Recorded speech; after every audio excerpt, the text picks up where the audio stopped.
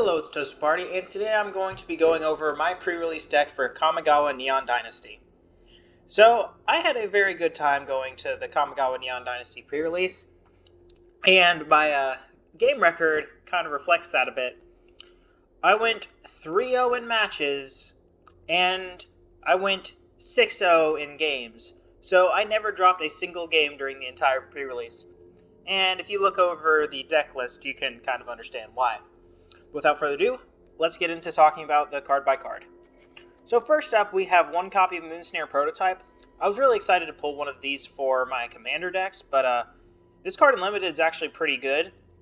I never ever cast it, I only ever used its channel ability, but the channel ability was still really strong because it's a pretty good removal piece. Up next, we have one copy of the Modern Age. It's just sort of card selection, doesn't really get you any advantage, but it turns into a 2/3 flyer, which is pretty relevant. Creatures with flying are pretty good in this format. Up next, one copy of Dokuchi Silencer, a 2/1 with ninjutsu, where if it deals combat damage, you may discard a card, and when you do, destroy a target creature or planeswalker that player controls. I ninjutsu this in at least 1 or 2 times. It's a pretty good card, and even if they know you have it, it's still a card that they have to work to play around. Up next, Lethal Exploit. It's a pretty decent removal piece against a lot of the creatures in this format, because a lot of the good ones can start off pretty small, and it's not too hard to get the modified creature part of it, but didn't really come up. I usually could just kill it while giving it -2/-2. And up next, the Zoomy Prowler. This one was actually really good in my deck because I ended up ninjutsuing it in and then giving lifelink and death touch to something like Junji, and that 5-point life swing was very important because a lot of games were determined by racing, and it's hard to race a Junji. Up next, one copy of Reckoner's Bargain. I don't think I ever cast this.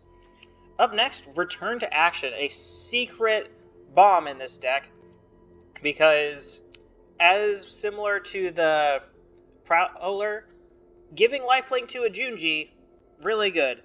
The death part never came up on it, just that lifelink part of this card came up a lot, and it was really helpful. Up next is Ecologist Terrarium. Mana fixing is pretty important in Limited, and this is mana fixing with upside, because when it ETBs, you search a basic land, and you can pay 2 and sack it later to put a 1/1 counter on target creature. Activate only as a sorcery. So this basically would be used to search whatever land I needed, because I have a lot of color pips in this deck, and being able to keep on enough pips of one color was pretty important. And the 1/1 counter definitely helped in a few cases, with one of my deck's main 2 win conditions. Up next, Patchwork Automaton. It really only came up once, and then it got killed. Up next was Discover the Impossible. One of the people I played, I believe it was the last person I played that night, apparently said that they had pulled one of these and they didn't think it was good enough. This card never felt bad for me, because it's not card advantage, but it is really good card selection. You'll probably never be casting this card for free, but being able to dig for your draft bombs is really good. And almost every time I cast this, I was pulling one of the draft bombs. But even the one time that I didn't pull a draft bomb, I hit a removal piece, which was also very good. Up next, Suit Up. It was pretty good. It basically enabled lethal and was a combat trick for the other times I played it. But the fact that it's a combat trick that replaces itself made it a lot better than I would normally think about a card like this. Up next, Thirst for Knowledge. Good card advantage, and I had quite a few artifacts, but again, just card advantage is pretty good. Up next was a very awesome part of this deck, which was 2 copies of Debt to the Kami. So this is essentially a buffed up Pyrrhica's Libation, where you get to either edict an opponent, but it goes into exile, or force them to exile an enchantment they control. Most of the time it was being used for the creature removal, but it did come up in a game, my first match, where my opponent used the Banishing Light on my Junji, and After they swung out with one of their enchantment creatures and I took it off the board, I just cast this on their end step and put the Junji back into play, giving me lethal on board. So having 2 of this was awesome. And then for one of the first 2 big draft bombs, Tatsunari the Toad Rider. Oh man, this card was absolutely insane. It was one of the 2 best cards in this deck, and basically when it came down to which cards were winning me the games, it was always either Tatsunari or Junji. And Tatsunari is just an insane card in Limited, because once you cast an enchantment, as long as you have enchantments in your deck, which most of the time I did have one that I could cast, you get a 3/3 frog token named Kemi. And there's also other effects on the card, but the other effects never came up for Kemi. But the awesome part about this card is the bottom line of text that gives Tatsunari and target frog, aka Kemi, that you control, can no longer be blocked except by creatures with flying or reach. This is just like a flavor win of the hop out of the way to be able to attack directly.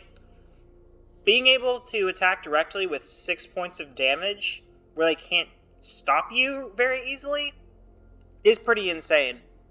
And also, this is one of the cards I would bump up with the Ecologist Terrarium. But this card is awesome, and sometimes being able to be 6 points worth of power and toughness off of just 3 mana is pretty great. Up next, one network terminal. Everyone, I believe, who had one of these was running it that I could see. Because, again, mana fixing is pretty good, and this is mana fixing with additional upside. Because it does not just tap for 1 mana of any color, which is actually exclusively the way I used it. But in some scenarios and some builds, you can use it to tap another untapped artifact and then loot one. So, Manolith would already be pretty decent, because that's how I used it, and it's a Manolith upside.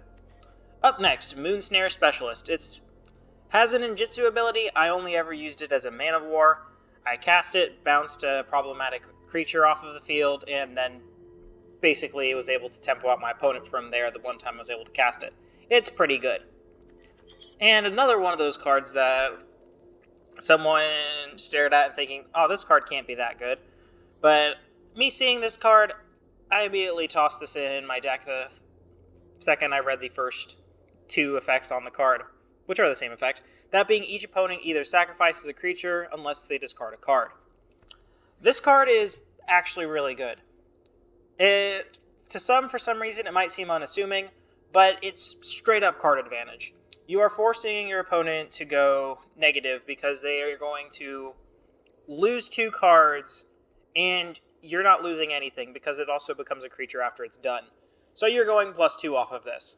And in Limited, card advantage is pretty strong. And what it flips to isn't that bad either, because they're probably going to discard some number of creatures, and then getting a menace creature with a pretty high toughness is pretty awesome. Up next, one copy of Assassin's Ink. In this format, with the amount of artifacts and enchantments running around, this essentially was always just Hero's Downfall, and Hero's Downfall is a very powerful card in Standard, and was also, I believe, in Pioneer for a bit, and it's really powerful in Limited.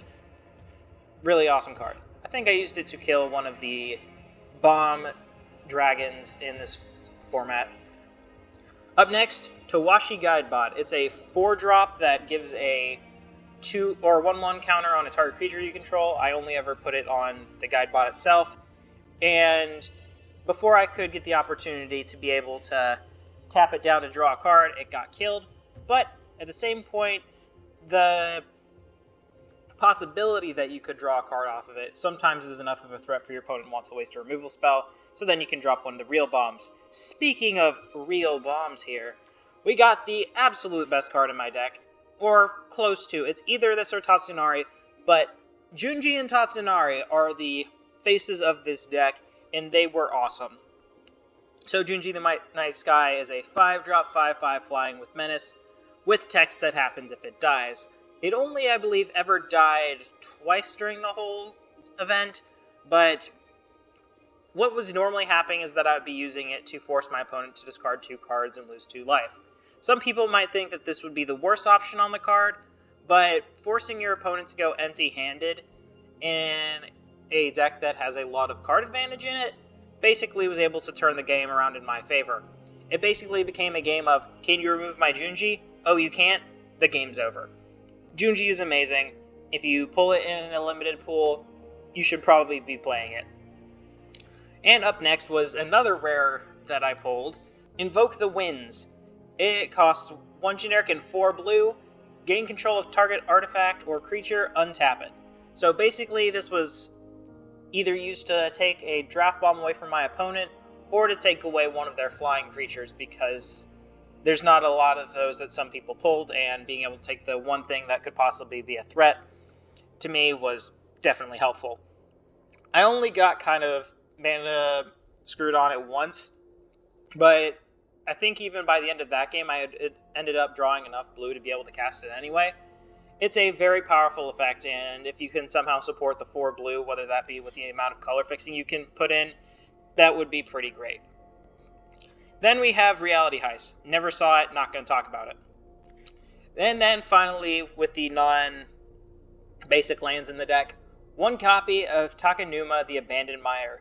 Yes, I pulled 4 playable rares in my limited pool, which probably is why I went 3-0 in matches and 6-0 in games.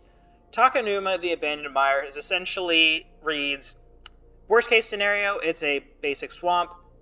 On the other half, it is a late game way to bring back one of your draft bombs. I used it both as a way to bring back a Junji, a way to bring back the Tatsunari, and as a land. And it felt good in all of those scenarios. So, yeah, Channel is a very powerful effect, and this land has a very powerful effect, probably specifically in Limited. It might see some Commander play, but I digress. Overall, I had a great time playing in Kamigawa Neon Dynasty Limited. The pre-release was great. I pulled some pretty okay stuff. I pulled a copy of the Blue Channel land, which was in foil, which was pretty nice. And I'll give a quick rundown of what my matchups were. Game 1, I played against Mardu Samurai, who they were normally have probably just been in the Boros colors, but they pulled a Junji as well, and they pulled the special art one, which, honestly, good for them, and I can totally understand the splashing for Junji. It was both very close matches, and it almost went to time, but in the end, that was the game where I was able to take control of their bomb using Invoke the Winds, and without their draft bomb, I kind of just took them out in the second game pretty fast after that. Then, second matchup was against Azorius Vehicles, which game 1 they demonstrated a really powerful resource advantage loop, where they would use the network terminal in conjunction with the card that allows you to cast cards that you discarded from exile until the end of the turn, which they basically was using to play really cheap stuff or lands, because I believe it says you can also just play them, which was pretty strong. But in game, also pretty close match, but at the end of the second game, I basically used Invoked the Winds, I think both of those games actually, to take a 3-3 flyer, which was pretty scary, but getting the 3-3 flyer out of the way basically meant that they didn't have things to crew their vehicles with. And then for the final match, I played against a Sultai Pile of Good Stuff, which kind of makes sense that Sultai Good Stuff would end up being the last deck I would play, meaning that they probably had the best record up to that point. They had a Tamio that luckily never showed up, and various other really powerful cards. They had the enchantment creature that gets bigger for every enchantment that you cast, and the one that gets back itself after an enchantment you control dies. That one, the first game of that match was close, but I ended up stabilizing using my life gain cards, because that was one of the few times that my life total was actually very aggressively pushed at. But again, life gain, and then being able to drop a Junji and Tatsunari basically allowed me to get back into the driver's seat of the game and then take away the rest of their resources and then take them out. But again, hope you all enjoyed the video.